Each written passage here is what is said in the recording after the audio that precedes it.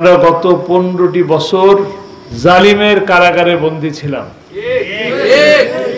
সেখান থেকে মুক্ত হয়ে আজকে স্বস্তির নিঃশ্বাস ফেলছি। এটা একটি কি সুন্দর ক্ষণ। এই সুন্দর ক্ষণের জন্য আল্লাহর কাছে শুকরিয়া আদায় করি, আলহামদুলিল্লাহ। আবার সেই সাথে অত্যন্ত ব্যথিত, মর্মাহত মন নিয়ে আল্লাহর কাছে বলছি, আল্লাহ তাআলা আমাদেরকে একটা বড় পরীক্ষায় ফেলছেন। এক পরীক্ষা থেকে উত্তীর্ণ দিলেন, পাশ করালেন, আর এক পরীক্ষায় আবার ফেললেন। কোন পরীক্ষা? পানির পরীক্ষা, বন্যার পরীক্ষা। আমরা একটা বন্যার পরীক্ষায় পড়ে গেছি। বিশেষ করে ফেনী, লক্ষ্মীপুর, নোয়াখালী এবং সিলেট, কিশোরগঞ্জ এলাকা বন্যা কবলিত এলাকা। এই এলাকায় আল্লাহ তাআলা তার কুদরত দিয়ে দয়া করে হেফাজত করুন। আমি আজকে ফেসবুকে একটা দৃশ্য দেখেছি, দেখে ফেসবুকের ওই দৃশ্যটা দেখে আমার চোখের পানি এসেছে। কতটা অসহায় হলে, কতটা কঠিন পরিস্থিতির মধ্যে হলে মা তার শিশুকে গামলার মধ্যে করে কাপড়ের ভিতরে রেখে, গামলার উপরে রেখে পানির মধ্যে ছেড়ে দিয়েছেন। আল্লাহ তাআলা আমাদেরকে এই সকল কঠিন পরীক্ষা থেকে মাফ করুন। সেই সাথে অত্যন্ত শ্রদ্ধা ভরে এই কথা স্মরণ করতে হয় যে আজকে আমরা এই মুক্ত আকাশের নিচে, এই সুন্দর পরিবেশে আমাদেরকে যে কথা বলার সুযোগ করে দিলেন, যে সমস্ত তরুণ তাজা প্রাণের বিনিময়ে যে যুবকেরা, যে তরুণেরা রাজপথে বুককে সামনে পেতে দিয়ে গুলির মুখে জীবনকে দান করলেন, সেই সমস্ত বীর মুক্তিযোদ্ধাদেরকে সশ্রদ্ধ সালাম এবং তাদের এই রক্তকে আল্লাহ তাআলা কবুল করুন, তাদের এই মৃত্যুকে আল্লাহ তাআলা শাহাদাতের মর্যাদা দান করুন।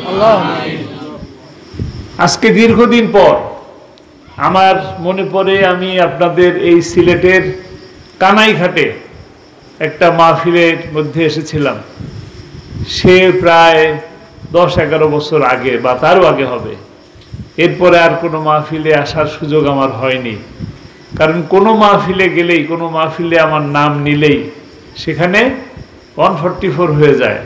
তা আমি কর্তৃপক্ষকে বলতাম যে মাহফিলে আমার নাম নেওয়ার দরকার কি? মাহফিলে কোরআনের কথা হোক, মানুষ কোরআনের কথা শুনুক।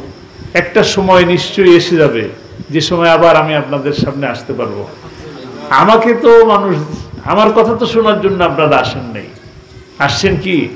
আমাকে কি আপনারা চিনতেন না? কিন্তু আপনারা একটা নামের টানে চলে এসছেন নাকি? একটা নামের টানে এসছেন না? আমার নাম যদি শুধু শামীম হতো তাহলে কি আপনারা আসতেন না। আমার নামের সাথে আরেকটা নাম জুড়ে আছে, আপনাদের প্রিয় মানুষের নাম, আপনাদের কলিজার নাম, যার নাম আপনারা মুখে আনতেই চোখে পানি নিয়ে আসেন। সেই কোরআনের পাখির নামের শেষ অংশ আমার নামের সাথেও আছে। এই কারণে আপনারা ছুটে এসেছেন, তাই না? কোরআনের পাখিকে আপনারা ভালোবাসেন, কোরআনের পাখিকে আপনাদের আত্মীয়। কেন ভালোবাসেন? কোরআনের জন্য ভালোবাসেন। তিনি সারা বাংলাদেশের প্রতিটি অঞ্চলে, প্রতিটি জেলায়, প্রতিটি বিভাগে কোরআনের বাণী আপনাদের মাঝে ছড়িয়ে দিয়েছেন। অত্যন্ত সুললিত কণ্ঠে, সুন্দর সাবলীল ভাষায় আপনাদের কাছে উপস্থাপন করেছেন।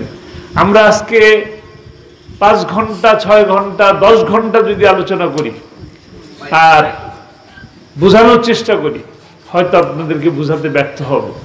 কিন্তু আল্লামা শহীদ দেলোয়ার হোসাইন সাইদি রাহিমাহুল্লাহ, তার মুখ থেকে 4 মিনিটের বক্তব্য আপনারা অত্যন্ত সহজে বুঝে যেতেন।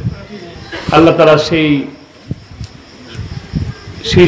সুন্দর জ্ঞান তাকে আল্লাহ তাআলা দান করেছিল, যে কারণে তার হাতে হাজারো অমুসলিম, সহস্রাধিক অমুসলিম তার হাতে ইসলামের সুশীতল ছায় মুসলমান হয়েছিলেন।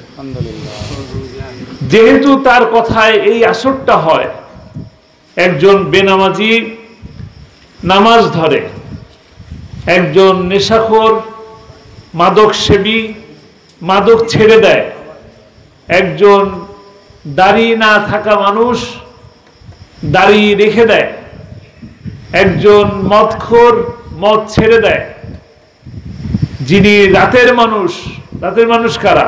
চুরি করে ডাকাতি করে এরকম লোক কিন্তু রাতের মানুষ। যে রাতের মানুষরা রাতের কাজ ছেড়ে দিয়ে দিনের কাজ করে, আলোকিত পথে আসে, যেহেতু তার কথায় এই পরিমাণ আসর হয়, তাই তাকে নাস্তিকেরা লাম বামেরা বন্দী করে রেখেছিল কত বছর? 13 বছর।